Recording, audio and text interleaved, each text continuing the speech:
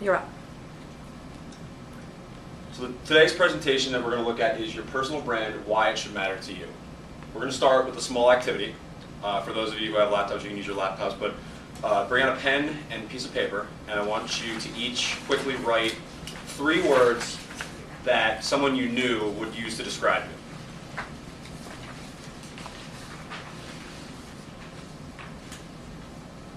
And yes, I am going to call on a few of you to share. A couple more seconds.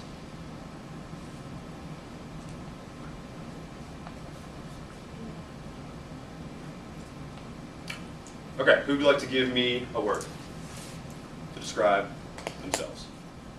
Carla. A leader. Leader. All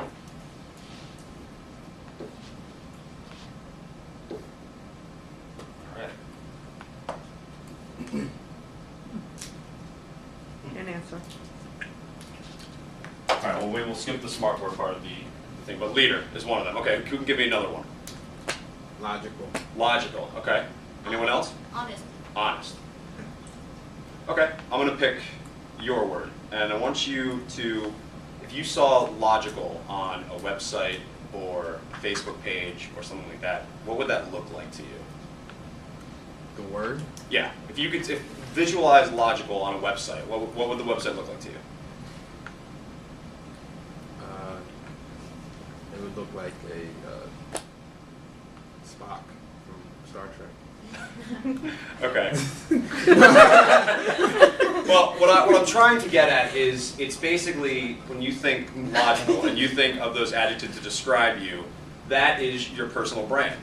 And that is what you want to map out of yourself that's on the internet 24 hours a day, 7 days a week, 365 days a year, and that is what everyone has out there to see.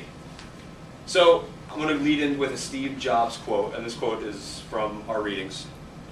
The quote is, "Your brand is what people are saying about you when you're not around." So the reason why I led in with that small activity with logical, with leader, with honest was, if those are the words that people are saying about you that know you when they're not around you, that's a good thing, because that means your personal brand is where it should be. However, online, everyone's personal brand is not where it should be. Obviously, we hear a lot about Facebook and Twitter and other social mediums social media mediums that do not really contain the material that you should have on the internet.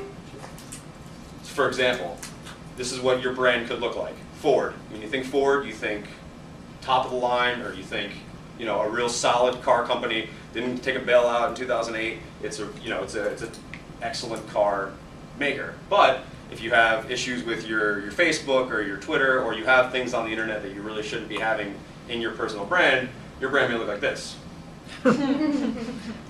So what we're going to do is we're going to walk through the ills of social media and the ills of, you know, your personal brand on the internet, and also how you can remedy that, and ways that you can kind of take it forward and not only remedy the issues, but also kind of leverage it into a positive thing where you can leverage it for promotions and for jobs and for interviews and things of that nature.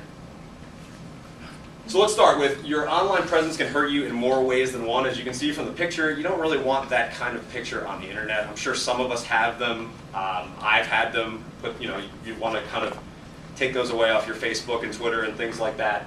Obviously, don't let anything on your accounts you wouldn't want your mom to see.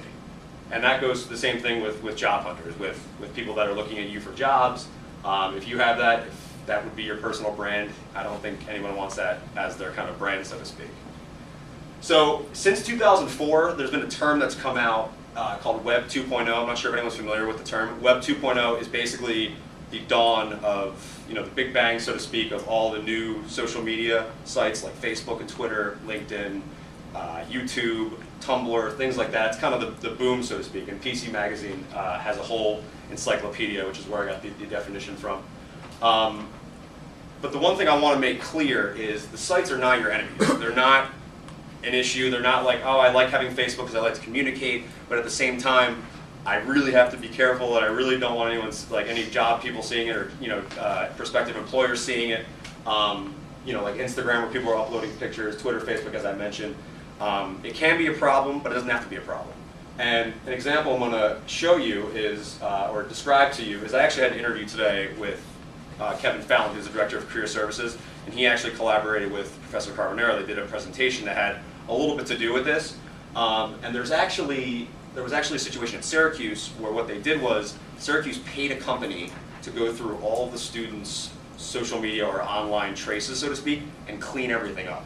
Apparently it was that bad in that situation where they paid a company to do that, so that kind of shows you that it's a lot deeper than you think. And when you think of your personal brand online, think of it as when you put something up, when you put a status up, when you put a tweet up, when you put a resume up on LinkedIn, it's not written in pencil, it's written in pen, because you can't take it back. Because once you do it, it's there. It's not going away. And you can delete it, you can do whatever you have to do, but it's there. Someone can find it. Another example that I wanted to show you that actually just came out about a week ago, there was a blogger who was connected with CBS Radio in Houston, and his manager was fired. I'm sorry, her manager was fired because she wrote a blog about one of the Oklahoma City Thunder cheerleaders being a little overweight. And because of the connection with the blog and the online atmosphere, the superior got fired. So that's how it can really affect you in a negative way, which is something you obviously want to remedy, and we're going to move into that right now. So when you remedy everything, what you want to do is you build your brand. And building your brand is simple, it's easy. What you do is you join all the social media sites that you like, LinkedIn, Twitter, Facebook, Pinterest, Tumblr, etc. And as far as Facebook goes, I have a quote here for you guys to read. I'm not going to read it right now, but it's a way to kind of help your Facebook and use it the way it should. In addition, you should use all these sites because not using them would kind of put you at a disadvantage. For example, and I'm going to allude to this later, if I have a LinkedIn profile and it's full and it looks good and it's solid, and Alex has no LinkedIn profile and there's no trace of him, so to speak, odds are I may have a lead in on the job than he does. And also, if you want to check out this website, it's very interesting. It's called brazencareers.com. It's got a lot of great content for people who use social media and a way to leverage social media into landing a job or landing a promotion or making it an asset as opposed to a liability. And remember, you have control, you have the power, use it. That's He-Man for those. I'm barely old enough to remember that. I watched that when I was quite young. And so what you want to do is use it. Dictate what's online about you, and make it stand out and be positive. And also, you're going to have to sell yourself. In the interview I had with Kevin Fallon, sell yourself. You're basically selling that you believe in yourself, you know yourself, and you're selling it to people that you want to sell it to. So again, the LinkedIn example about who's getting hired, who's not getting hired. So here's a couple statistics to show you real quick. 98% of recruiters use LinkedIn, so obviously you want to hop on there and use it to your advantage. 48% of recruiters use LinkedIn exclusively, it's almost half. And there's a couple other statistics. LinkedIn, suit and tie, while Facebook is more of the blue-collar way to find a job, so to speak. So in conclusion, not only can you remedy the issues of your personal brand and get those pictures off Facebook you don't want, or those tweets on Twitter you don't really want, and you can use it to leverage yourself in a variety of ways with all those sites and basically say, hey, this is me, here I am, and this is additionally all the work I have and all the interesting and assets I have that I can offer you. And I think it's a real advantage that you can put into your professional career. Does anybody have any questions? Okay.